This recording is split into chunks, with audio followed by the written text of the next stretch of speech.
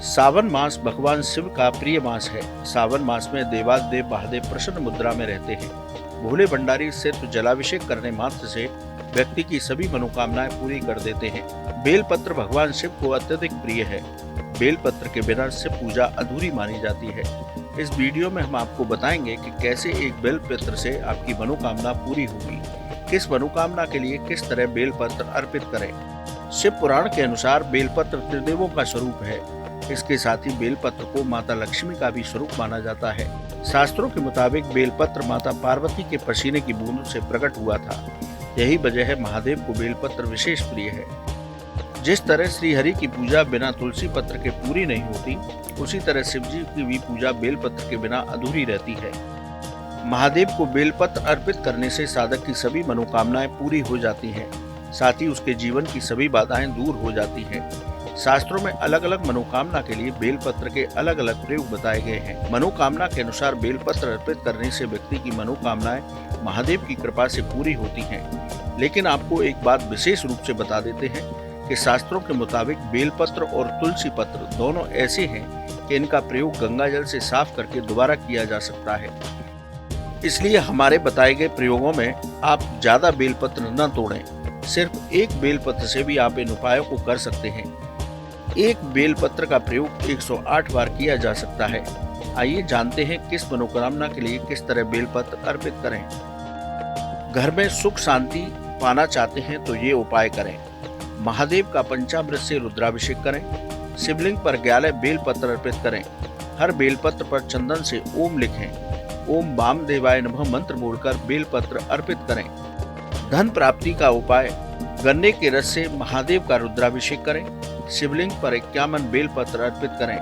हर बेलपत्र पर लाल चंदन से श्रीम लिखें। ओम धनदाय नमः मंत्र का जप करते हुए चढ़ाएं। धन से जुड़ी सभी समस्याएं दूर होती हैं। रोग निवारण के लिए बेलपत्र का ये उपाय करें। कोसा जल या गन्ने के रस से रुद्राभिषेक करें। शिवलिंग पर अपनी उम्र से 2 गुने बेलपत्र अर्पित करें। बेलपत्र चढ़ाते समय महामृत्युंजय मंत्र का जप करें। असाध्य रोग ठीक होते हैं। रोजगार की समस्या है तो बेलपत्र का ये प्रयोग करें। गंगा जल से महादेव का रुद्राभिषेक करें। शिवलिंग पर 3 बेलपत्र अर्पित करें। बेलपत्र अर्पित करने से पहले उन पर रोली का लेप लगाएं। ओम सद्धो जाताय नमः मंत्र का जप करें। रोजगार से जुड़ी समस्याएं दूर होती हैं। नौकरी और व्यापार में उन्नति पाना चाहते हैं तो बेलपत्र का ये उपाय करें। महादेव का गंगा जल से रुद्राभिषेक करें। शिवलिंग पर 108 बेलपत्र अर्पित करें। बेलपत्र पर चंदन से ओम नमः शिवाय लिखें। ओम नमः शिवाय मंत्र बोलते हुए शिवलिंग पर चढ़ाएं। सभी मनोकामनाएं पूरी होती हैं। नौकरी व्यापार की समस्या दूर होती है।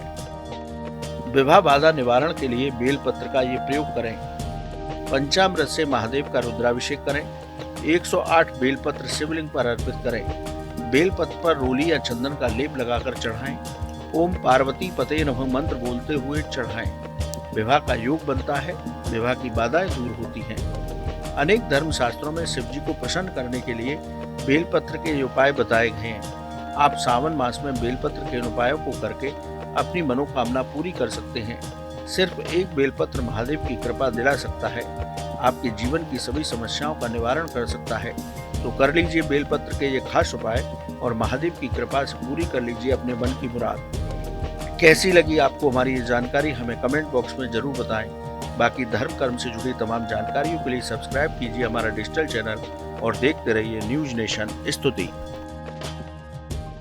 न्यूज नेशन अब व्हाट्सएप पर खबरों के ताजा अपडेट के लिए न्यूज नेशन के इस QR कोड को स्कैन करें।